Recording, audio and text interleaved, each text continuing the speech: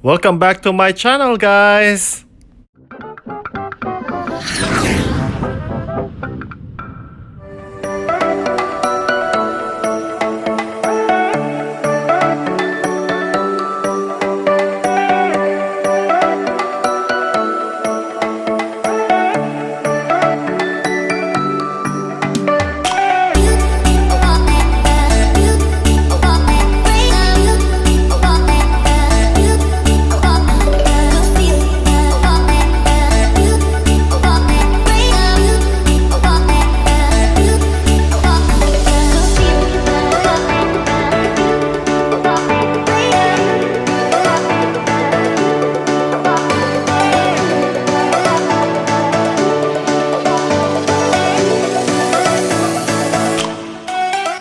Hello guys, welcome back to my channel. If you are new to my channel, please like and subscribe. Guys, sana kahit saan man kayo ngayon na nanonood, I hope everybody's safe and healthy wherever you are. So guys, good news, I'm back in flying. So I'm now on a layover here in Manchester. We'll talk about this time kung paano ba ang flying within this time of pandemic, and paano ba maging cabin crew, and paano ba mga flights namin during this time. So, please do watch and start na natin itong video na to.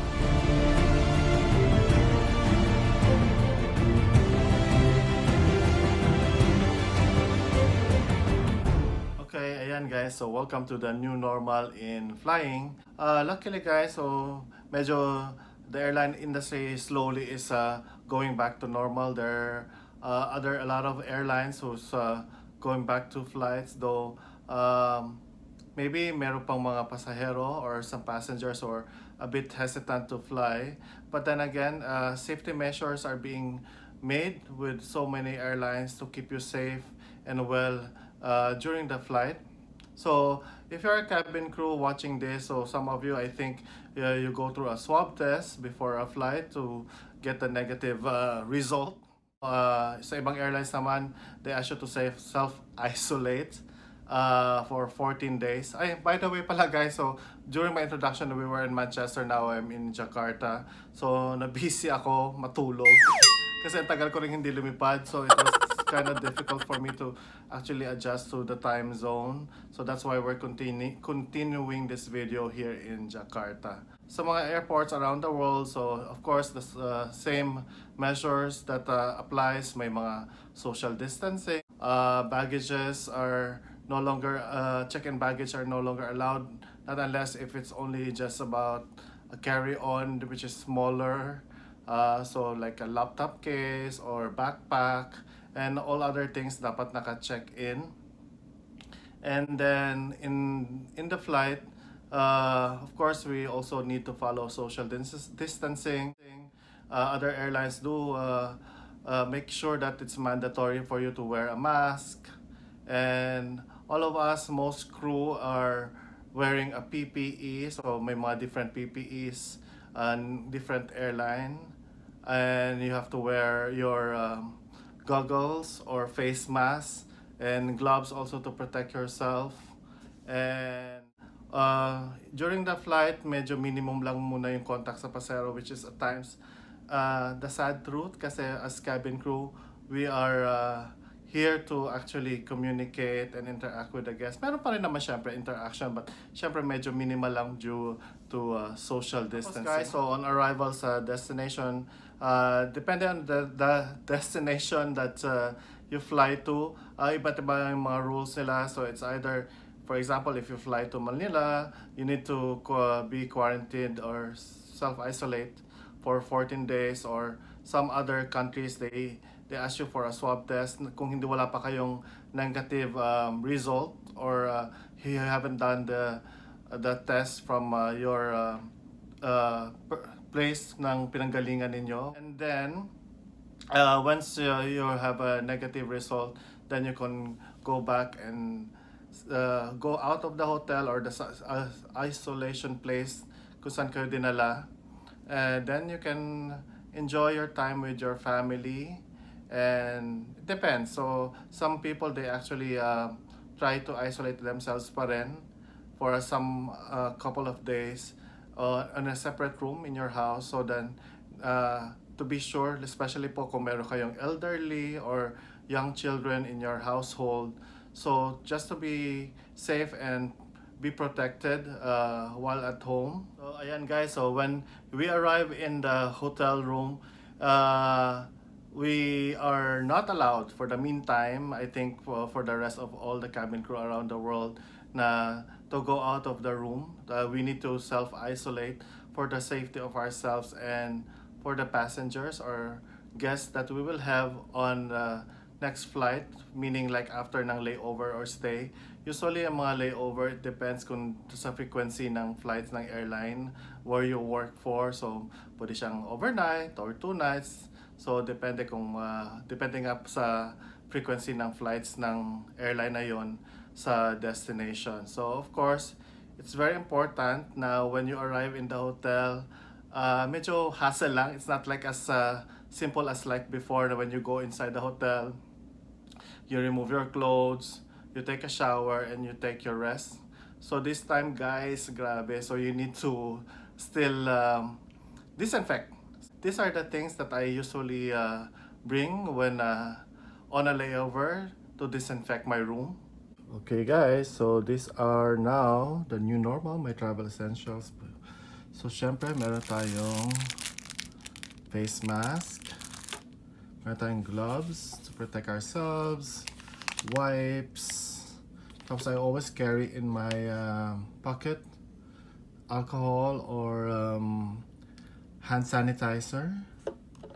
Syempre meron tayong bigger alcohol, and I also carry a disinfectant. Yan. So usually, it's a solution that you do to spray your shoes, the bed, knobs, and meron din akong yan, alcohol spray. So papakita ko sa inyo saan ko to ginagamit on a layover.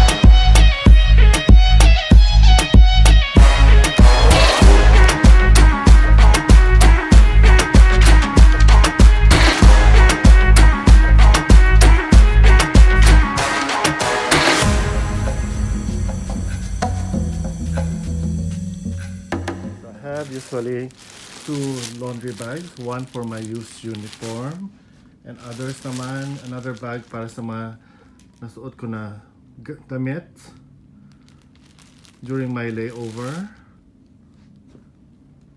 Okay, so ayan guys, so during the layover, so it's a perfect time to actually just relax, to exercise perhaps. So you can bring some mat, exercise mat, or you can do exercise watching some videos.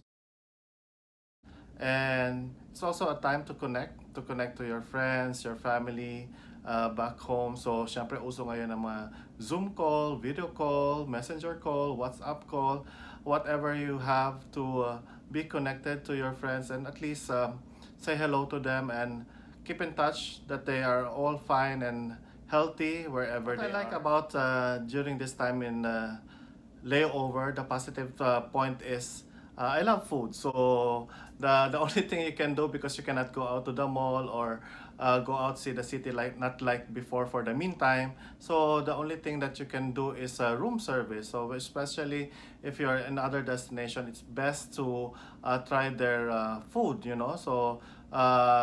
You try their local food, so may usually ang mga crew naman may mga discounts sa layover on the menu. So room service is very integral for you to survive during the layovers, and try the local cuisine during your stay. So kung wala naman tayong budget for a room service, pwede naman magbaon, depende yan sa destination, which what kind of food you are allowed. So basically, at times naman generally, you're not allowed to bring fruits or dairy products or poultry or fresh produce. Pero of course, to survive, you can bring biscuits, maybe some nuts, or walang-wala na talaga, instant noodles, ganyan, para maka-survive ka throughout the layover, or pwede ka rin magdala ng mga canned products.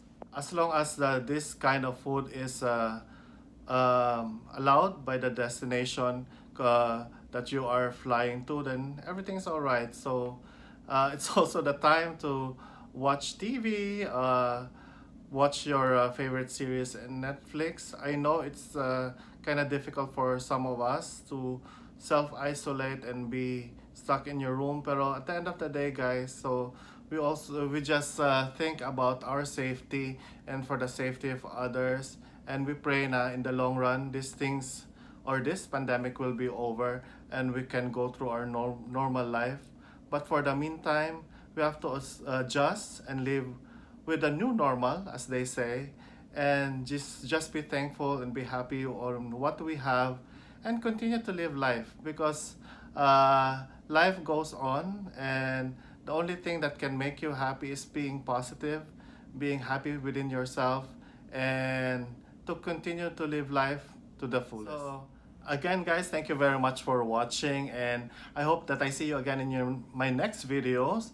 If you have any questions with regards to the life of a cabin crew, especially during this new normal, please do let me know and comment below. And see you again in my next videos.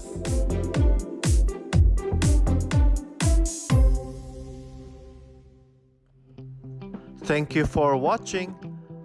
Please like and subscribe, and see you in my next videos.